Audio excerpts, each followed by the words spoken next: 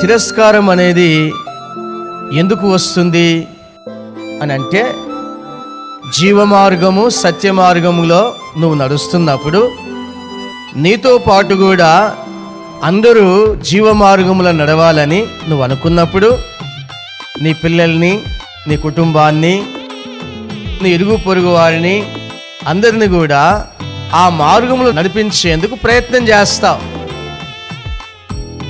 ఆ ప్రయత్నంలో తిరస్కారం అనేది వస్తుంది. నీ మాట వినరు, నీ మీద కోప్పడతారు, నీకు విరోధంగా ఆలోచిస్తారు, ప్రతిదానికి తప్పు తీసి మాట్లాడతారు. వీళ్ళు ప్రతిదాన్ని అడగొచ్చా? ప్రతిది కూడా ఏంటి పట్టించుకోవడము, ప్రతి చిన్న విషయాన్ని కూడా గొడవ తీయడం ఏంటి అని అంటా ఉంటారు.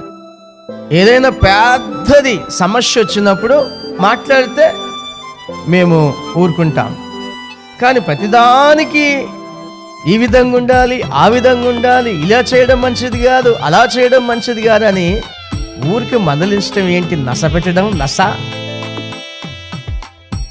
ఊరికే టార్చర్ ఎక్కువైపోయింది మాకు అని పిల్లలు తల్లిదండ్రులతో మాట్లాడుతుంటారు. తల్లిదండ్రుల బాధ ఏంటంటే, వీరి చిన్న విషయాల్లో జాగ్రత్తగా ఉంటే పెద్ద విషయంలో పడిపోరు.